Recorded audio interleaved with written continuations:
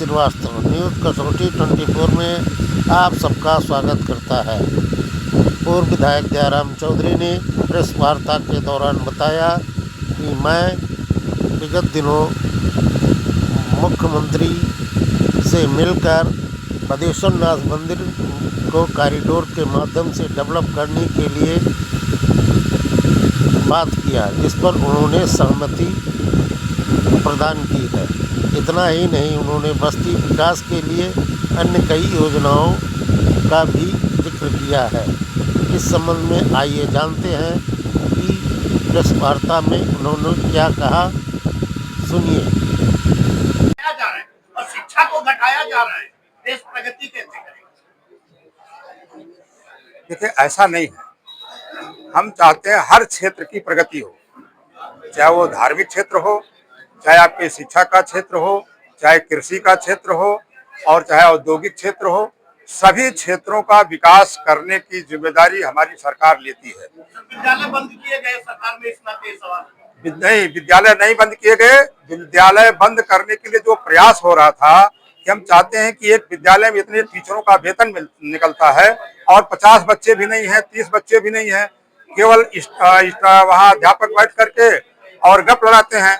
क्यों ना ऐसी जगह उनको कर दिया जाए जहाँ वो बच्चे भी रहे और वो शिक्षा भी दें और उसका फायदा भी स्कूल का मिले।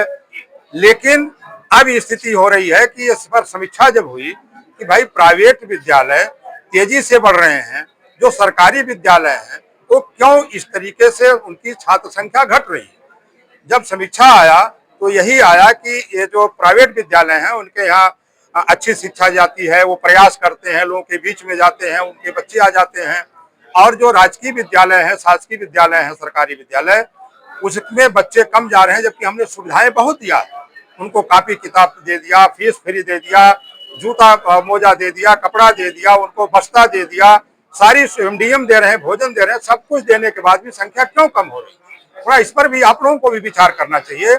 हम लोग तो विचार कर ही रहे हैं। आपने मुख्यमंत्री से मुलाकात की थी, एक बड़ी सौगात का आपको आश्वासन दिया है, क्या पूछे और किस तरीके से उसका?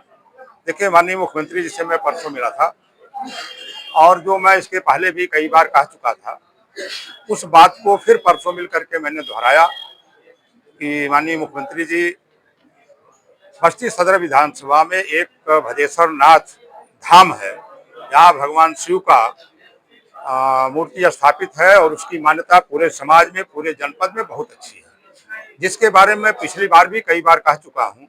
और हम चाहते हैं उसको एक कॉरिडोर के माध्यम से उसको विकसित कर दिया जाए, पर्यटन स्थल के तरीके से उसको घोषित किया जाए।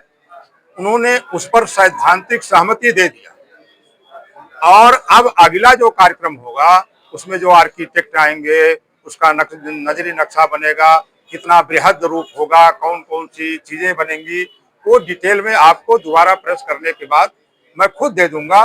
लेकिन अभी तो सैद्धांतिक सहमति हो गई है और सैद्धांतिक सहमति का मतलब यह है कि अब केवल उस पर स्ट्रक्चर खड़ा करना है, बाकी नींव तो बनी गई, पड़ी गई है। तो इस नाते खाली मैं माननीय मुख्यमंत्री जी को धन्यवाद देने के लिए आज की ये प्रेस बुलाया था कि माननीय यशस्वी मुख्यमंत्री उत्तर प्रदेश को मैं अपने तरफ से, बस्ती जनपद के तरफ से, आप सभी लोगों की तरफ से धन्यवाद देता हूं, उनका आभार प्रकट करता हूं, उनको बधाई देता हूं कि जो हमारे छोटे से अनुरोध पर, छोटे से निवेदन पर उन्होंने भदेश्वर नाथ धाम को कॉरिडोर के रूप में विकसित करने का उन्होंने सैद्धांतिक सहमति दिया है।